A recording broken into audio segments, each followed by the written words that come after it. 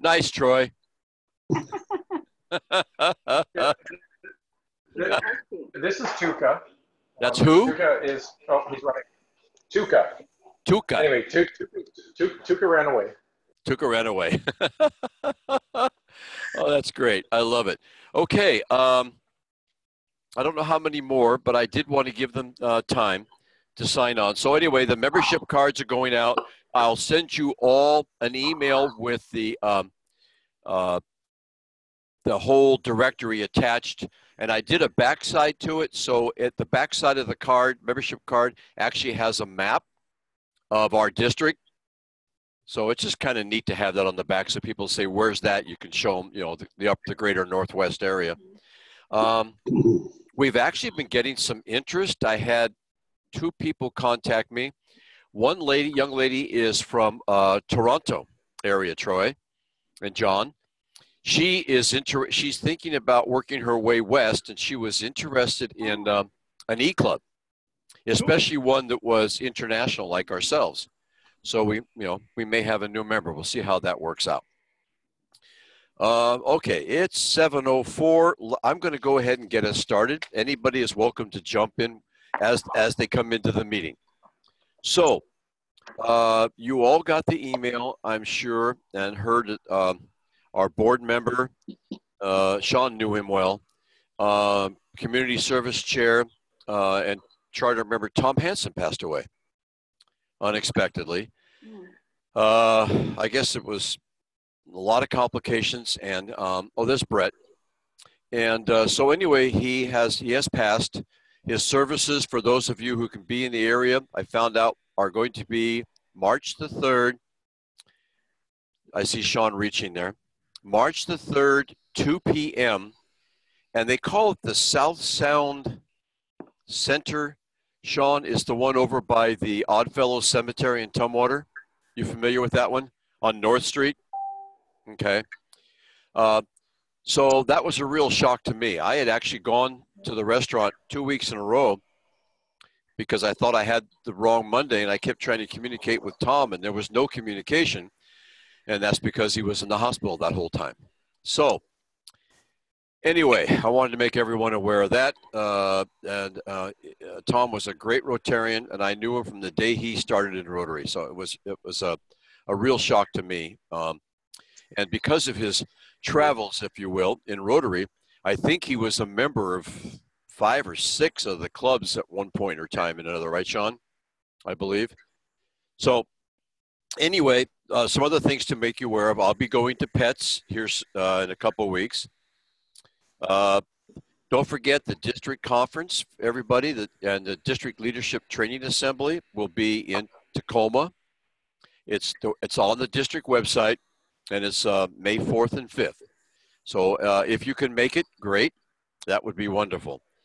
I think, Sean, I sent you a link to the foundation seminar on the 26th of this month with TRF trustee Brenda Cressy. She's responsible for our zone 25-26. Bill, did you hear that she just became vice chairman of the trustees? I did not hear that yet. The Northwest is doing great. We have Brenda Cressy, now vice chair of the trustees. John Matthews out of Seattle is not only the director, he's going to be the vice president of Rotary next year. So that's pretty impressive for the Northwest area here. And of course, Troy and John, you know that Dean Roars from the Vancouver area is the current vice president of Rotary. So it's pretty impressive for our area. So does anyone have any kind of announcement that, I beg your pardon, I have one more. And I'll send this info out later. Steve Lingenbrink, who from District 5030 is the zone membership and chair. And if I can find this here, in Tacoma at the La Quinta Inn on Saturday, March 24th, from 9 to 1, there'll be a membership and public image seminar. Then on March 31st, for the people on the island, In Victoria at the Grand Pacific, there will be a membership and public image seminar from 9 a.m. to 1 p.m. And I will send this out to everyone so everyone has it, okay? But I wanted to make you aware of that. And okay, so with that said, we've been working hard on programs, and we'll discuss that after Howard's presentation. But Howard, hang on, I have your bio. All right, well, let me read Howard's bio. And I love this. He keeps it nice and brief. That's because you haven't been a past district governor yet, Howard. Okay, so Howard Svigals serves as the Rotary Foundation fundraising chair for the Washington clubs and is the assistant governor for Area 11 of our district, which is the Gig Harbor area and part of Tacoma. He is a facilitator at PET, so I'll see you next week, Howard. Let's see, what else? Oh, he's also serves as the district council chair. He's a past president of the Gig Harbor Midday Club. And he is here to talk to us about fundraising, and he walks the talk. He is a major donor, a member of the Paul Harris Society and the Bequest Society. So, Howard, it's all yours, sir. Thank you, Bill, and thank you to all the new club here. It's kind of a real honor to be a speaker here for this new club, and something I think is just a great addition to our district. So I applaud you all for that. One of the things that you can see behind me to some degree is a banner that I start with when I give this presentation. And I've given the presentation right now to about 30 of the 53 Washington-based clubs in our district, and I'm still trying to line up the meetings with the other ones. Bill's had the pleasure of seeing me both at the Tunwater Club, and then also he happened to be visiting the Shelton Club the same day I was presenting out there. So this is number 3 now, Howard. And hopefully we'll get it down to you. Hopefully you'll learn it after the third one. But the banner behind you, normally I have there as a setup here, but for you all as the banner I didn't think would show real well, is I've produced it here. And let me make sure I can get this showing right. Actually, it's not coming up yet. I guess I got to flip to the screen first. Do you have a picture of it anywhere, Howard? I do. Because you could share it up to the, there you go. Yes. So, cool. If this will switch to. There you go. So the Rotary Foundation, as we all know, this is pretty amazing, is that every minute of every day, someplace in Rotary, there's a Rotary Club, because we're around the clock, around the world in all the different countries. It's feeding somebody, housing somebody, medicating someone, and this is all Rotary. This is all part of it.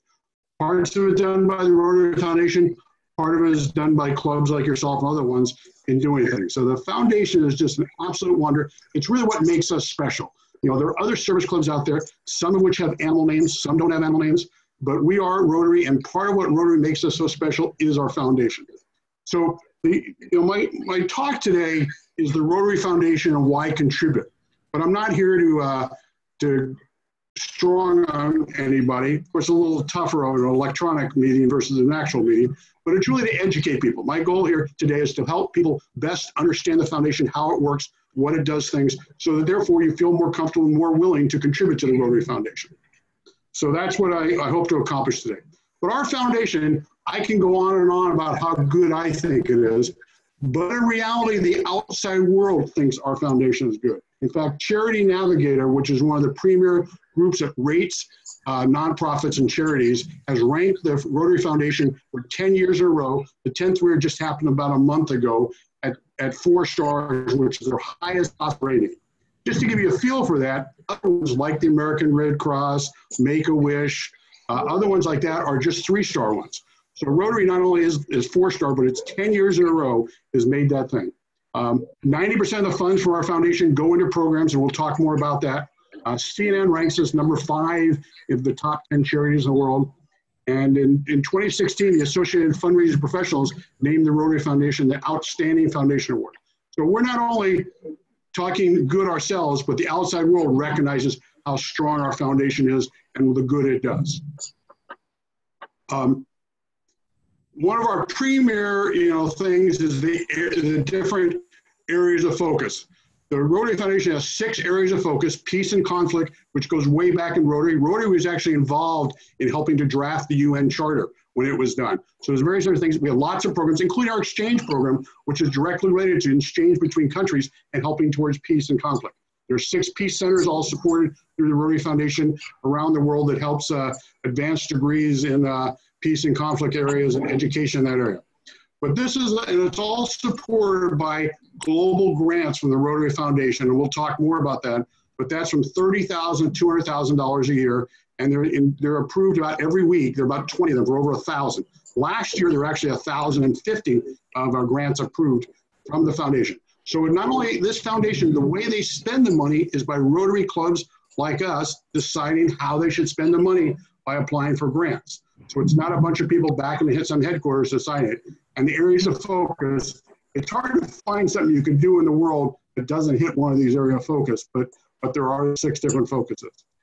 Disease prevention, and we talk about obviously one of the things that we're most noted for and we're very much proud of is what we've done for the eradication of polio. We're not quite there yet. Last year, there were 21 cases of polio in the world. That's down from 36,000 cases a year when we started this campaign in '87. It was started by one Rotarian and one club, and that club moved forward and then, got it through the foundation, and then Rotary adopted it in '87. So it's sizably, done things on where we reduced it. Unfortunately, we've already had 3 cases this year, year to date, primarily in Afghanistan, Pakistan. But every dollar that you contribute to the polio fund is matched 2 for 1. Bill and Melinda Gates, another recognized source, thinks how strongly of our foundation that they're willing to match the dollars that our foundation puts and how we spend our money in trying to eradicate this disease. And one number that I think is most reasonably impressive to me, but since Rotary started this thing, there are 50 million children in this world that are walking and not crippled because of what we've done to eradicate polio to the degree we have, and only will get bigger to the extent that we can finally eradicate. So one of the key things that the foundation does. Let me move on and talk about how the foundation is formed, and I'll explain it in 3 different buckets. The first bucket is the Polio Plus bucket, and that's money that you contribute through the various different campaigns in polio, or now the new one is Countdown to Zero. So we're trying to count down to 0. And that money goes in that fund, is used for the eradication of polio and put to use around the world in that area. The second one is the annual fund, or often referred to as every Rotarian every year. And that's something we ask every member of every Rotary Club to contribute $100 or more a year to that fund. And we'll talk more about that and being a sustaining member. The third one is the endowment fund. And this is permanent money where the money put in is never spent, and it's only the earnings on that fund that is spent. At one time it was called the permanent fund, but it's now referred to as the endowment fund. Just a quick aside, the polio fund is treated so very different that it has its own very conservative investment policy. In fact, during the '08 financial crisis, not a single penny was lost in the marketplace because of how they conservatively invest their funds. Going back to the endowment fund is valued at just over $1 billion right now. And that's how much is in there. There's obviously other endowment funds for other things, particularly some noted Eastern colleges that are bigger than that, but still it's $1 billion. But only about 350 million of that is currently in cash. The other 650 is something referred to as expectancies. And that's where people have given through their will or through a life insurance policy or through something else. We'll talk a little more about that later, have committed to giving money to the endowment fund. As a member of the Bequest Society, I have done that. I've signed up and offered in my estate to give money to the endowment fund. So it's a way of giving money after you're gone. So this $350 million that they have in the fund, it kicks off interest right now about $15 or $20 million a year. And so that, that's about what it does in today's environment. The annual fund has about $120 million contribution per year on average. There are 1.2 million Rotarians around the world, and everybody contributing $100 a year, it's about 120 million. Last year, we were at 140 million. Some prior years, we've been 110 million. But for the purposes of my chart today, we'll say that each year, 120 million comes into the annual fund. The second year, another 120 million comes in, and the third year, another 120 million. So you have 3 years of this money coming in, and it's earning investment interest and earnings on it. That money, the earnings from the 120 million for 3 years, help support significantly all of the administrative expense for the polio campaign, the annual funding and endowment fund. Not 100%, but substantially all of the monies for that. The fourth year, another 120 million comes in, and then the first 120 million is released.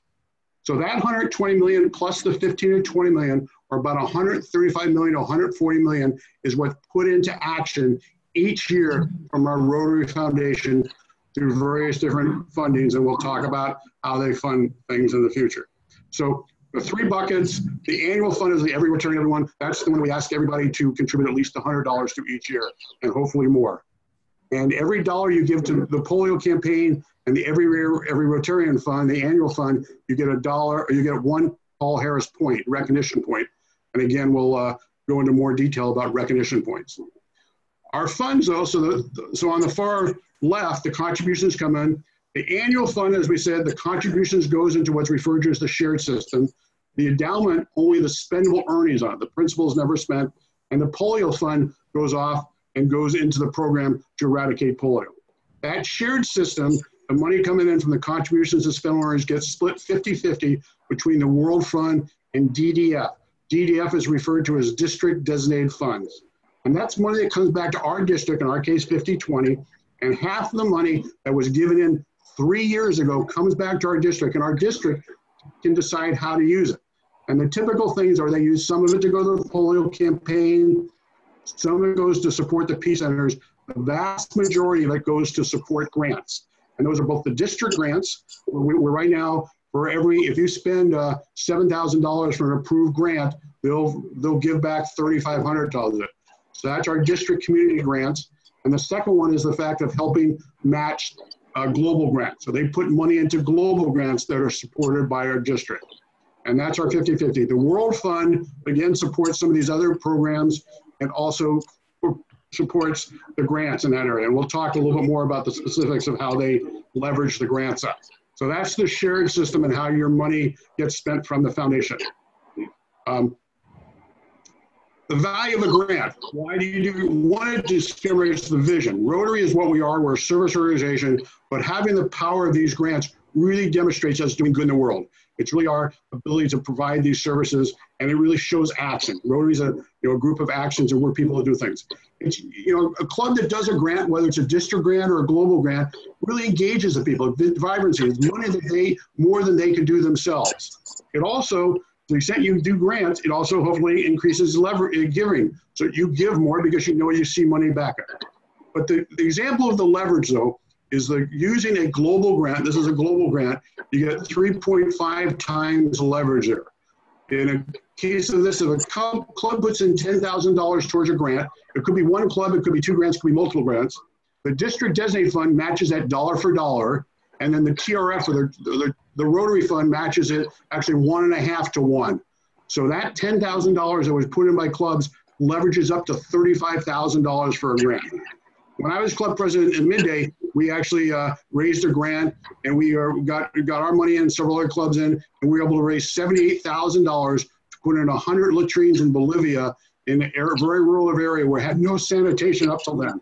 And so it's just a major ability where a club could put in just a small amount of it, and then we were able to provide a grant of over $78,000. Just an amazing leverage that we get by using our foundation.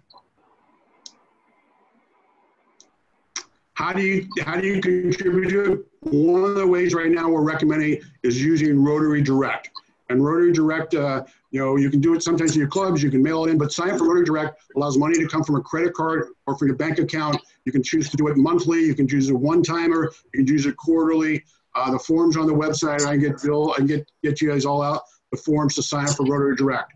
But it's really the newest, best way. Actually, to the extent you collect mileage on your credit card or some other rewards, if your money is donated, you can actually continue to earn that on your credit card if you sign up to Rotary Direct. So again, a very simple way to contribute money to the Rotary Foundation. Recognition. You as a contributor to the foundation, we give recognition. It's something that we think we are. And we're looking for people to be a Rotary Foundation sustaining member. And that's somebody who gives the $100 each year to the every Rotarian fund. And therefore you're considered a Rotarian sustaining member. The Paul Harris Fellow, named after obviously the founding of Rotary, is when you put a cumulative amount of $1,000 towards the fund, either that or the polio fund, in either points or in dollars, and that gets you a Paul Harris Fellow. You start with one, you grow with the next $1,000 cumulative or points, you get number 2, number 3, all the way up to Paul Harris plus 8. And each of those are Paul Harris Fellows that you can get. And then after that, you become a major donor. The Paul Harris Society are those people who are willing to contribute $1,000 a year in each year. So you can sign up for it as a one-time payment, a quarterly payment, or a monthly payment to do that. And therefore, you do it. You get to, on the left-hand side, you can see under the pin, you wear the ribbon with the PHS. And that's a Paul Harris Society member. Major donors that we talked about is at the $10,000 level. That's actually of the cash donations and does not include points if you've gotten some of your Paul Harris's on that area. A benefactor is somebody who leaves money in a will or through a life insurance of $1,000 or more, you get to be a benefactor. Each of these are recognized by different pins and in different recognitions for different things. So it's something that we give to basically, again, let you be proud of what you've done. The bequest society, much like the benefactor, is somebody who gives $10,000 or more, and there's multiple layers of that too. Much as a major donor is a $10,000, there's levels of that going higher also. The bequest society, you become a member of that by contributing in a will or in a future life insurance, $10,000 more. The final one is a very impressive thing, the Art Club Society. And right now in our district of over nearly 4,600 members, there are only 3 Arch Club Society members in our district. And those are people who have committed to giving $250,000 or more to our foundation. A very impressive number. Tom Carroll, our current governor, actually just joined that recently by pledging to give the Arch Club Society $250,000. So it's a sizable commitment. You get your picture and a plaque back in Evanston in the headquarters of Rotary. Back to Rotary Direct, as I said, you can be called Paul Harris Society member for only $84 a month or $250 a quarter, or obviously $1,000. And therefore you become a major donor, obviously after 10 years, if you've given that amount each of every year. So to be a major donor, we're not looking for a single check. We're looking as a cumulative commitment to the foundation. Again, all things that are strong in the way we do the foundation. Clubs, even the E-clubs, can get banner recognitions for it. I guess we'll hang the banner in Bill's study there once you get one there. But one, which I think is one that's pretty easily attainable, is 100% Paul Harris Fellow clubs. And that's where every member of the club is a Paul Harris Fellow. And they've given at least $1,000 or a cumulative amount of points to get that $1,000 level there. And that's easily done. There's actually, they even make it a exception to anybody who's brand new to Rotary during the first year doesn't count towards 100%. So it's people who started at the beginning of the Rotary year. In your case, in the charter year, I guess it includes when your charter began. If it's a new person after that, then they're not included in the 100% calculation. 100% Paul Harris Society member are those clubs who 100% of them commit the $1,000 a year. We don't have a club in our district that does that, but it would be achievable by a small club.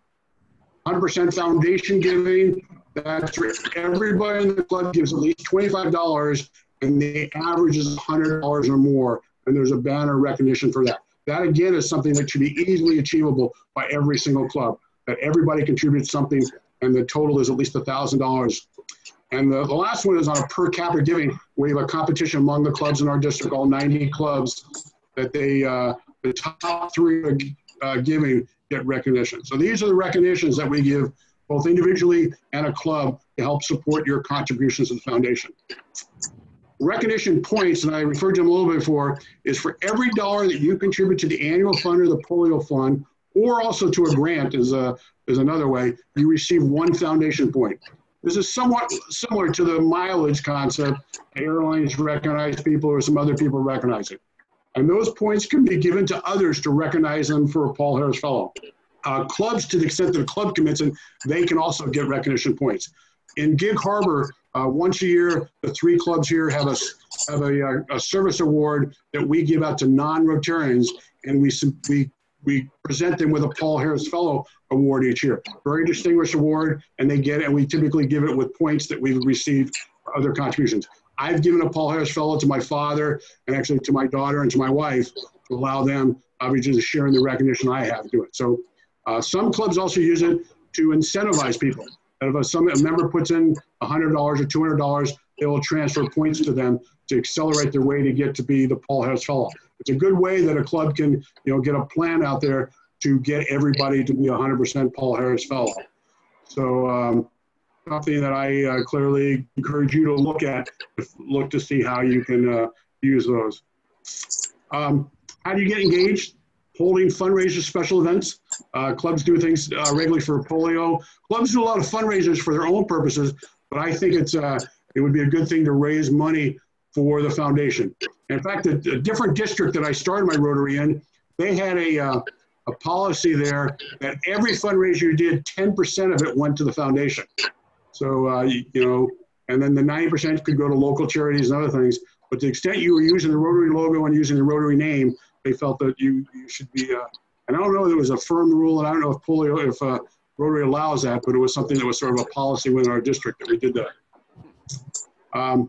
Yeah, again, as I said, giving new members the dollars to contribute to get their things. Some clubs actually in their dues invoice will put down an optional payment for the foundation. So if you're paying your dues, you also make your contribution at the same time. We can't require you to make a donation to it. You would actually, it's not because of the fact that it's a charity, it's got to be a voluntary payment. Some clubs do pledge cards once a year from everybody to get them to decide to sign up a pledge, and then they make that contribution throughout the year. When I looked up the records just recently here, and of course many of you transferred from other clubs before you were there, right now I've got you as 13 of your members, and Bill, I'm not sure what your count is right now, but you're pretty close to 100% Paul Harris Fellows. Let's see, what do we have? We have 24 members now. Okay. And we have quite a, we're doing very well, foundation-wise, yeah. So based on the records I saw, 13 of you are Paul Harris Fellows. So obviously, good look at the, and if any of those are brand new to Rotary this year, it would impact the calculation for this year's 100% Paul Harris. There are 4 benefactors, and those are people who've done $1,000 to it, and there are 2 bequest societies, and that's $10,000. Paul Harris Society, a very impressive group of 3 individuals are committing to give $1,000 a year to the foundation, 2 major donors, and 4 of your members are currently using Rotary Direct. So that's off a report I think I pulled out late last week. So that should be pretty current. Pretty good for a new club. Very good for a new club. You've got a bunch of experienced Rotarians and things like that. This number is a little bit interesting, or a little bit there, again, showing your newness there. But since you got chartered, I see the foundation has only gotten $300 from you, though. So much of these contributions were given obviously in prior clubs and other things. Hey, it's only been 2 months now, Howard. Yeah, that's pretty good, actually. Howard, can I sign into my Rotary International account and set up my Rotary Direct right there in my account? It's actually a different, it's not in your account. It is on the Rotary.org page, though. You can go to Rotary.org and do it that way. Inside my account. Yeah. Yeah, if you sign into your My Rotary, John, you sign into My Rotary, and then you go to give. It'll guide you all the way into how to set up Rotary Direct. I'll get that done tomorrow. Thanks. So Yeah, wonderful. It knows who you are, and it knows your club, so your club would get recognition for it too. So both of those will happen because it knows who you are. Hey, Howard, you need to mark down this fact that one of our members agreed to do Rotary Direct because of your presentation tonight. That is great. I appreciate that, and thank you for that, and I know Rotary thanks you. So let me end here. I'm going to end here with Richard King, past international president, and he's one that just, Rotary is a great value. It changes the course of life. It changes the lives of every Rotarian, beneficial as well as the life of Rotarian. And I think there's nothing stronger than that than our foundation and what our foundation does. So I've got a short video here that I think soon will come up, and we'll show you some of what the foundation does. It's a relatively short, it's actually quite a short video here. And we'll kick that off here.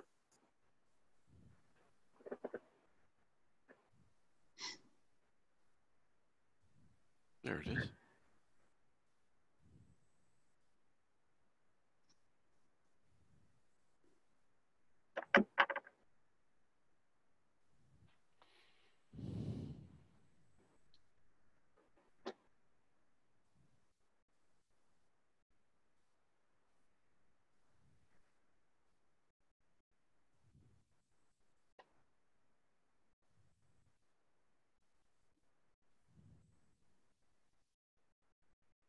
On the bottom, there is avenues of services. It's showing the different avenues of service. I'm sorry, the avenues of focus that the foundation has.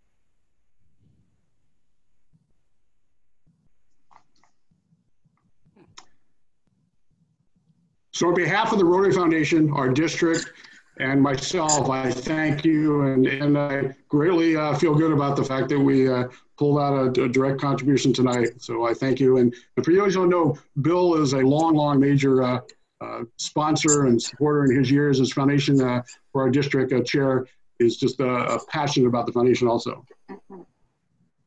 Let me see how I can.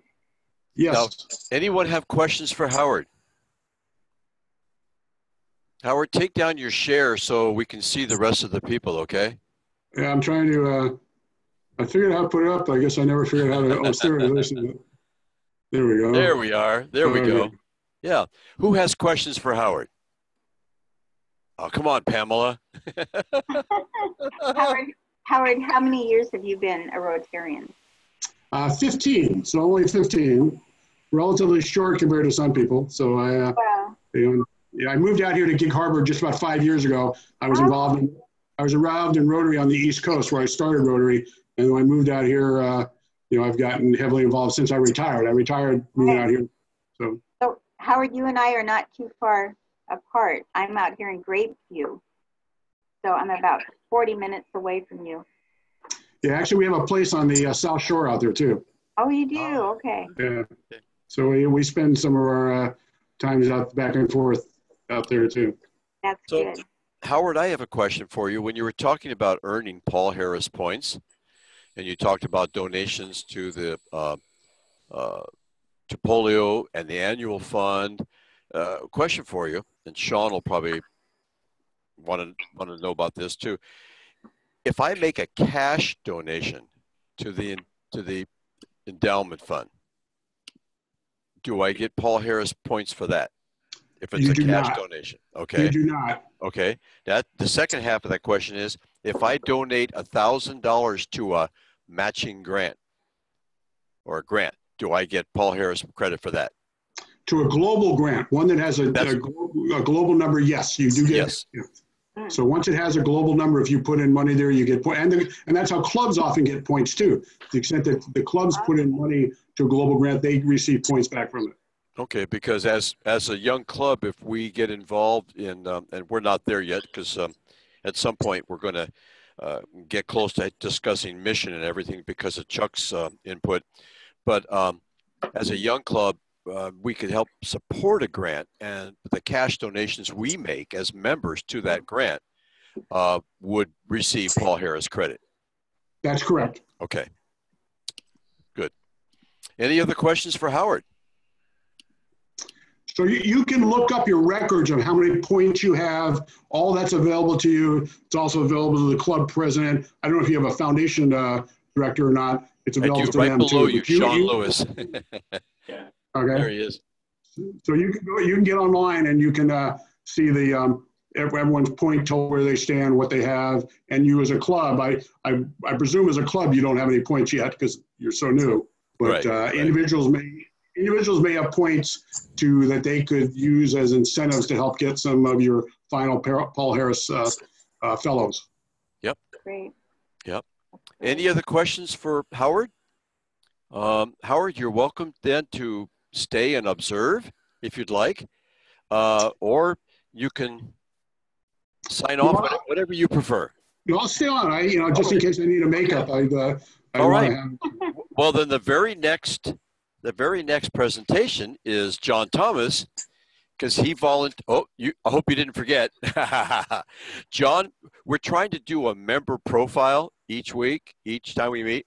And it's not just members too, but it's just a little bit about who they are, where they came from, their Rotary background, their job backgrounds, and what they may be going for in the future. So tonight, our member profile is John Thomas from Victoria. John? Thank you, sir. I was born right here in the city of Victoria back in 1959. Oh, wow. Did my schooling here. Avid sportsman, sailor, been sailing since I was 5. Moved to the oil fields of Fort St. John in the first oil rush back in 1978. And worked service and supply there, formed a rugby club up there.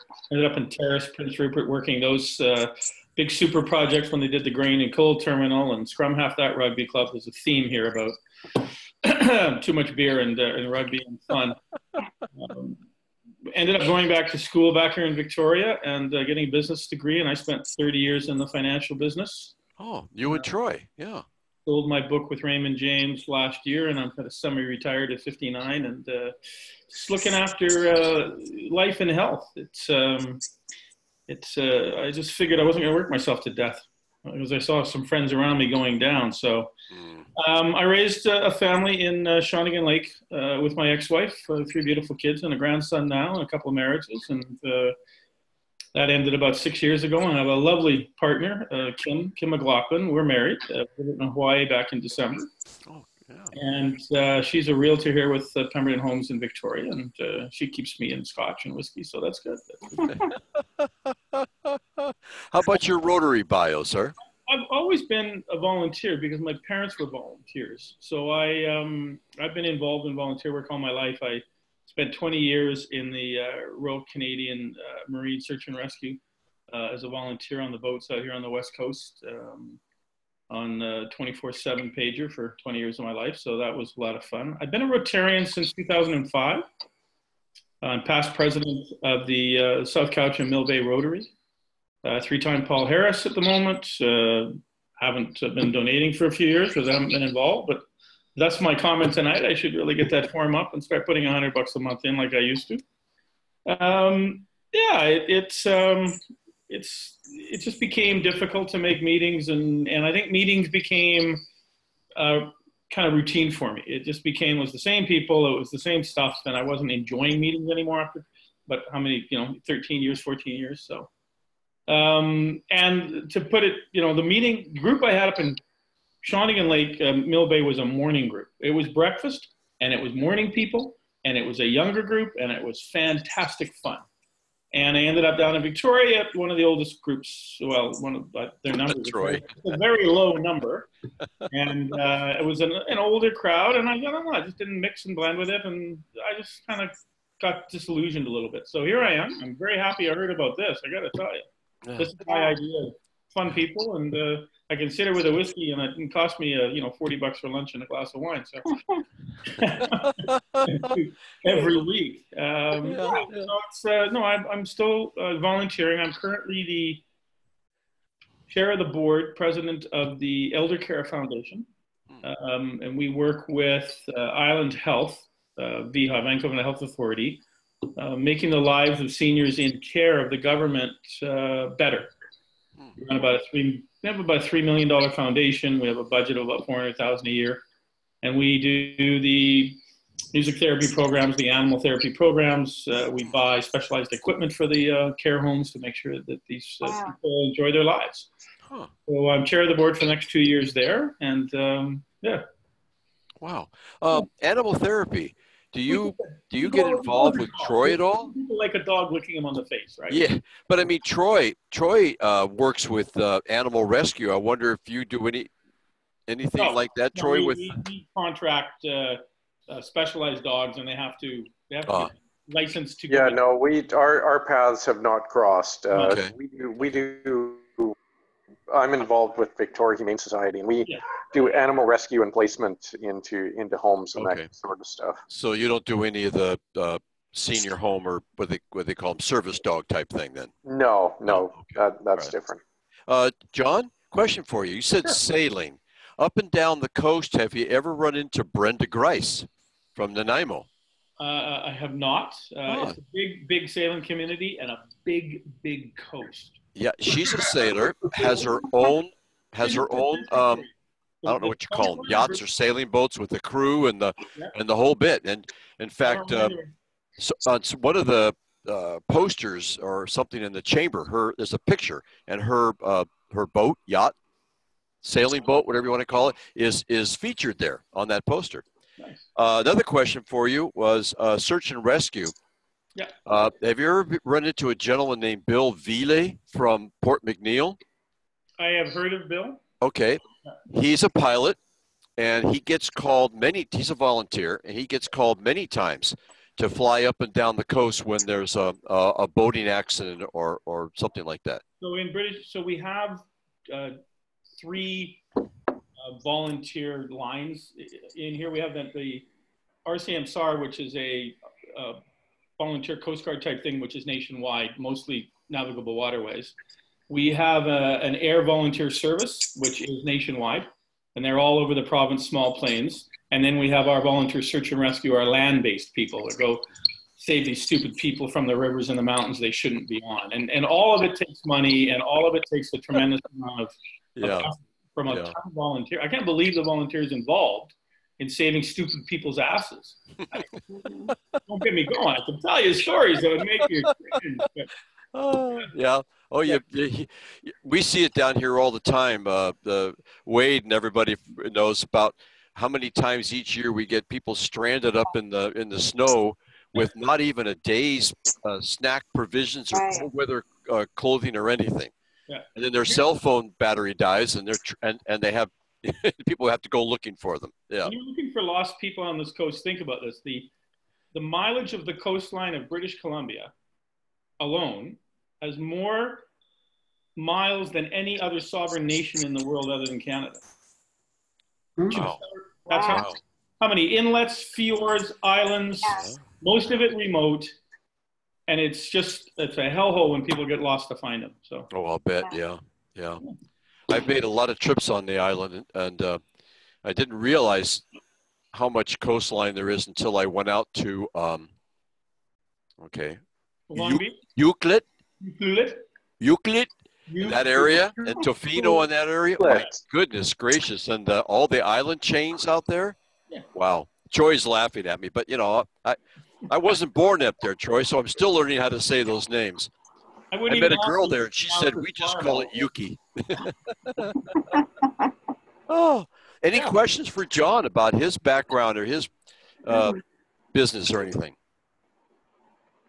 Okay, great. Perfect. John, thank you. So, since I have some faces here, I see we have Pamela, we have Wade, we have Chuck, we have Sean. Who would like to be the next volunteer to do a member profile at the next meeting? Well, I'll go next meeting. Will you, Sean? Sure. Okay. Great. No pressure, but since you volunteered to do the member profile, would you be interested, because Deb kind of volunteered you, would you be interested in making the presentation on Washington State school financing? Sure. Would you do that? Absolutely. Okay. for those of you on the Canadian side, and we're trying to do, so you know, is programs of interest to both sides, so each of us can learn what's going on, right, in Washington State or on the island. So Sean will make a presentation at the next meeting, not only his member profile, but also we're having a heck of a controversy down here on funding our schools. And our state Supreme Court has ruled that the legislature is not doing the job. And Sean is pretty much an expert on that. And so Sean, thank you. You'll also be the program. Yeah, happy to. That's wonderful. Okay. I'll do that later. Pamela, Yes. I want to, and I know, Chuck, we have not yet fully defined our mission and whether we're going to be an initiator or a supporter of grants, but for $100, our club can be a sponsor of another project in Shillong. Is that correct, Pamela? Shillong? That's right. Shillong, India. The Parkland Spanaway Club, where Pamela used to be a member, and I went and saw her presentation last week, is willing to put up somewhere between $5,000 and $6,000. So they would be essentially the financiers. We would be, quote unquote, the sponsor. Mm-hmm. So we would have some credit, if you will. Pamela would be the grant writer and the lead. So for now, we don't have to worry about the money. And I believe, Pamela, you've also done some GoFundMe I have. raising. Right. So my question for the members here, and I also going to put out an email, but I want to get a feel tonight, is are we interested in going with a global grant at this time? Pamela had sent out an email to all of you with 3 different options. And there was a lesser option for a community grant with the cover for the wash area. That's right. All the way up to some significant work within the school itself. So I'd like to put out to the group assembled now, because I want to get a sense of where we might be going when we do the email to the rest of the membership. Questions for Pamela as to what this would mean for us, opinions of the group as to whether they think we should or should not do this. So I'm throwing it out for some discussion, and I will refer any questions to Pamela. Hey, Bill, it's Troy. Yes, sir. Question. Have we done up any sort of budget for our club at all? Like in terms of, we paid our annual dues, how are our dues being divvied up? Like what goes to administration? What do we have available for funding? What do we have available for community projects, international projects, etc.? Yep. Before committing any money to any project, like I'd like to sort of have an idea of where our dues and where all of our money is going. Absolutely. We will do that. I was going to have a board meeting here soon, but with the passing of Tom, I'm going to have to think about rescheduling that. But that's an excellent point, Troy. I've been working with Fred Wright and Cynthia Collins, Fred being our treasurer.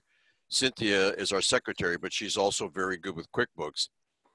I'm writing this down now. We will have, I'll probably do a Zoom board meeting, Sean, just to kind of warn you. And we will, and Pamela, you're in that because you're international service chair. And we will have a board meeting, and I will have, prior to that, Troy, I will have Fred be able to have documents for upload that will be where we're at right now, our financial state as far as our balance sheet, income, et cetera, okay? And I will get back to the club with that, and I will get a hold of the board members and schedule a meeting. That's excellent. We do have some extra dollars, Troy, but it is important, I think, to get those documents up. So I'm writing that down right now. P&L and balance sheet. Okay. Yeah, I think it's just important to kind of know what we've got in terms of total money, total spending, total money available, and that sort of thing. Yeah, we don't have a lot of money, but $100 is doable. But that's, Troy, you're absolutely right. Everybody should see our financial picture at this point. We're doing pretty well. I probably shouldn't tell everybody this, but I will. Rotary, because we chartered after or on January 1, we paid all of our dues on the basis of what would it cost to be international and what would it cost for the district.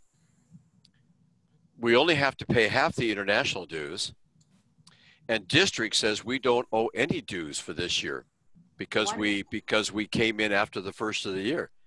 So actually first of July. The district bases it on, only does it once a year based on July. Oh, right. So we actually will have some extra money. And one of the things I have to discuss with the board is, I believe that with that in mind, we may want to think about lowering the dues next year a little bit because we sort of paid a bit in excess this year. And so we'll have a board meeting to discuss that, and then I'll present to you a report on what that would look like for next year's dues. Okay? Can I ask but thank you for that, Troy. Of Howard, shouldn't we have a club charitable fund too, that when we make contributions to it, is likewise at least subject to the same tax treatment that contributions to the Rotary International are? At some point you need to, though it's not cheap to do that. I mean, by law, just the IRS charges $800 to just create the formation, plus any legal time that does it. So it's a reasonable expenditure to get it done. But at some point, if you're not spending money on a grant, which then would be deductible, but trying to do something locally, it'd be nice to run it through a charitable foundation. Howard, just to let you know, I was a past member of the Tumwater Club, and I helped. Oh my God, Schedule O is a nightmare. But Troy, Sean knows. But working with our treasurer, we were able to do it through the IRS at no cost, and we were issued a 501c3 because we were a nonprofit. How long so ago it can be done. How long ago was that? 2 years ago. Wow, because we did the middays about 3 years ago, and the IRS got their $800 from us. With the lawyer, we had a lawyer who was a Rotarian who basically did it gratis for us. So we had no cost in doing that. Yeah, it didn't cost us anything. Oh, I say us, Tumwater Rotary. RI is already a 501c4, but like Chuck was proposing, we should, if we want to be able to receive money from people, and then provide charitable receipts to them, and then as an organization make contributions, we should apply for 501c3. And I've talked to Fred Wright, our treasurer, and we thought we'd wait until after July 1 of this year, and then make the application. It's a lot of work, but the good news is, as a brand new club, our Schedule O is not going to be too overwhelming, right, Sean? Well, the club itself, you have to have two entities. The club itself is always going to be a C4, but you can't create a sister foundation to it. Yes. And in the meantime, you could actually use another club's foundation like Tumwater's to run your money through that too. I'm sure the Tumwater company would accept that. If you had to make a contribution to something, they would probably take them and then make the donation on your behalf. On our behalf. And I know Pamela with her past club, Parkland Spanaway, would be willing to do the same thing. They're very supportive of her. So yeah. Right. So in the interim, Chuck, I don't know if that answers your question, but in the interim, we could use like Tumwater Rotary or Gateway Rotary or Midday or any of or any of those clubs in the interim until we get our own 501c3. Right. Well, you were talking in the abstract about making a contribution to this project in Africa. So for individual members of the club who wanted to contribute to that, how would they do that? Oh, Pamela, you're the grant expert. You've done this before. Could you repeat that question? Well, we're being asked, I think, indirectly to make a contribution to your project in Africa. In India. Okay, got it.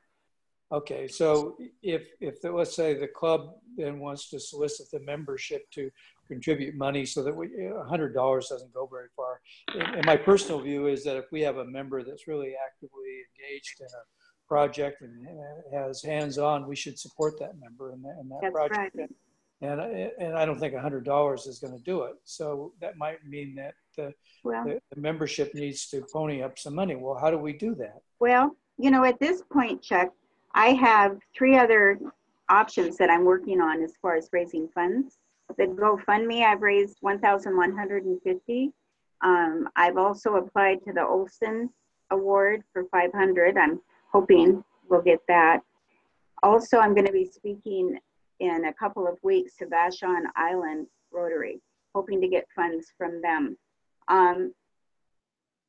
We've got until the end of May for this project, or these 3 different projects. If your question was how does an individual within our club make the donation, I would just, you know, I'm not really sure, Bill. Well, but this is the question. You want the club to contribute some money. Well, how does the club collect money from its members from the members contribution? Okay. Well, is this approved grant though? You're making this an approved grant. Well, no, she's going to apply for a grant. And I have part of the answer for that, Chuck, because I was the foundation chair for 3 years. So when Pamela goes online and starts creating the grant application, there'll be a finance page, one for expense and one for income. And part of the income will be actually listing clubs, so E-Club 5020 at Parkland Spanaway. And then in that list, she also can include individual donations. So Wonderful. Chuck Pruitt, Bill McCarthy, Howard Svigals, and that becomes part of the financing list. When the grant's approved, you would all be asked to turn in your money. And the money is going to the Rotary Foundation, which is a 501c3, and they're actually Rotary Foundation. Correct, Howard. In your name to the grant number.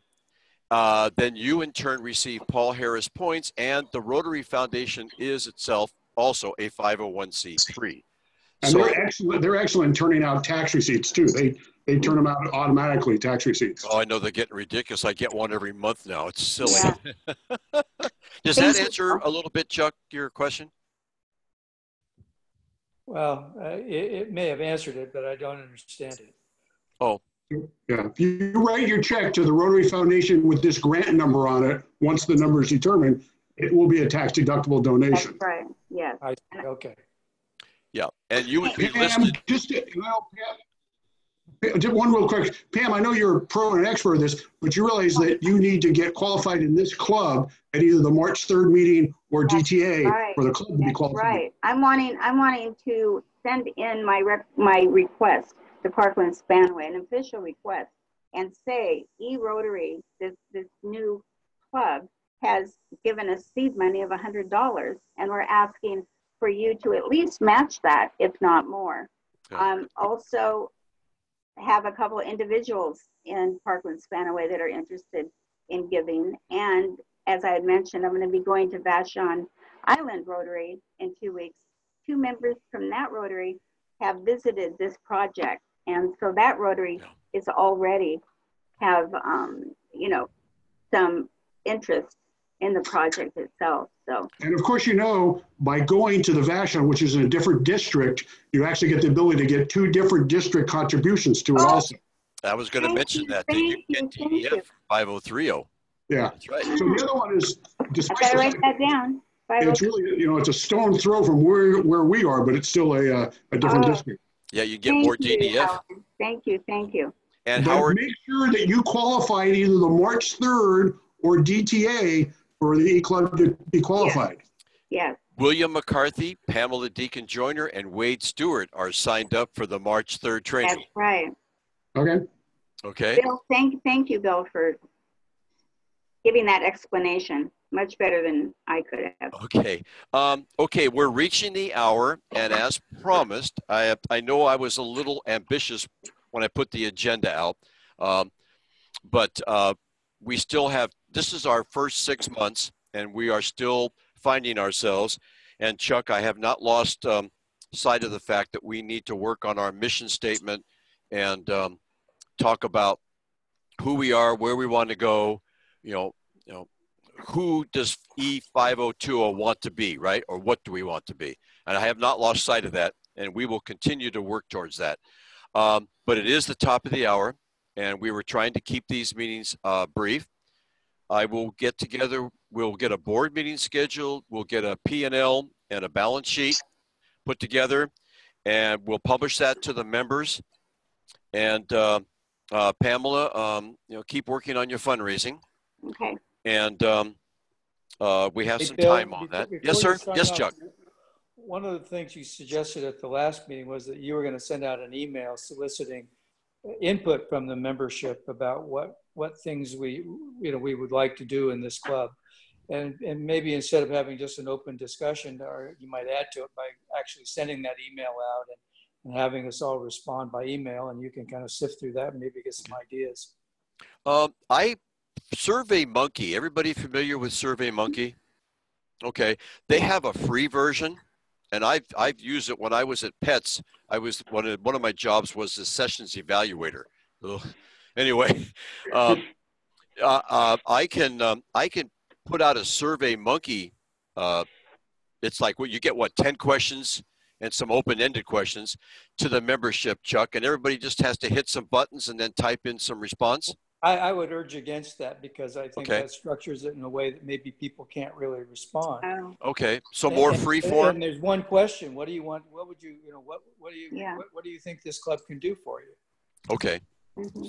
So I'll put out an email and asking people for a free form. Just tell us what you feel like, and maybe I can kind of condense that or create some sort of a document with some consistency to it. Okay, so a free form email to the membership saying, what do you want this club to be? Okay, I can do that. Anybody else have anything for the good of the order for tonight? Yes. I heard a lot about opportunities for fundraising in different areas, and especially talking about the different districts that we're in, and this $100 that we were talking about. I think it's amazing that we could, there's 9 of us on right now. I'm sure Howard wouldn't mind kicking in $10 to make $90, right? I see 9. Yeah. One more is 100. Yeah. Okay. So we're not digging into any extra money that we've had sitting in the bank from our fortunate opportunity that the district is not going to require any money from us until June or July. So this is a great opportunity. We should take advantage of it. Another opportunity is that we all have clubs in our areas. We were talking about Pam going and visiting Vashon. I can visit Tacoma Narrows Rotary. Chuck might have a Rotary club. Forgive me, Chuck, I don't know where you're at, but you might have a Rotary club that's nearby you. And we're all popping by and saying, hey, would you guys match us? We kicked in 100. Right. You're going and visiting a club that has 44. My old group, Tacoma Narrows Rotary, has 44 people. Surely they can kick in $100. So, we have a great opportunity here, and might even go to a little bit toward our mission statement of an E-club actually having a lot more opportunity than a standard geographic club that's in a smaller area. So I just wanted to spit that out there. That's an excellent idea, Wade, because I've made an application to be what's called a twin club with the 9920 Francophone Club in Province, I guess. But anyway, there's about 34 or 35 E-clubs that are what they call twinning. They call it twinning, but basically it would be you get together for a common purpose, you share each other's projects, and then you help each other. And so, Pamela, there's an opportunity to literally have E-clubs from around the entire world contribute something. That's excellent. Yes, I hear. Okay. So Wade, you were asking who's in for 10. I'm in for 10. Oh, thank you. I'm in for 10. I'm in for 10. What I will do is I'll tell Fred, I'll write this down right now before I forget, Fred Wright, PayPal. I can have Fred send out a notice to everyone via the email. Remember how we all paid our dues with PayPal? Yes. And I can have Fred solicit everyone saying, we had this meeting, we talked about it, all we're asking for, if you want to, there's no obligation, to put $10 in the pot to help kick off our share of getting this grant going. Thank you.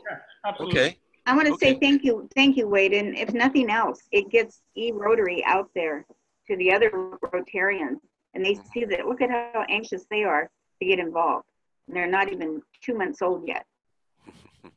And, that's great. Wade, I'll also commit to going out to one of our local Rotary clubs and making a pitch. Great. So Sean. I think that's a good opportunity for us to start doing some makeups. Absolutely, and promote us in the area. Right. Sean knows in our area, I'm in the same area as Sean. We have 9 clubs in our area, and I know we can get some extra money there too. Yeah. All right, Pamela. So you have Thank 3. you. Thank Would you. you do me a favor? Would you Yes. resend your email to everyone in the membership showing the 3 projects? I'll be Sometimes glad. people don't get them or they forget them. And you I'll be might glad. want to add a note to that says we had this discussion tonight. People Right. are willing to volunteer personally. Other members are going to go solicit other clubs, and basically what we're trying to accomplish here. Okay. I sure will. Thank you so much. Thank you, Okay. everybody. All right.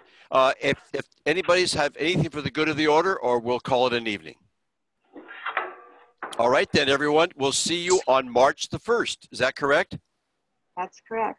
All right. Thank you, Bill, for the opportunity to present today. Howard, Oh, thank you for thank you, presenting tonight. Howard. We appreciate it. Thanks, Thanks, Howard. Howard. Thank you. It was very good. Bye, everyone. Bye.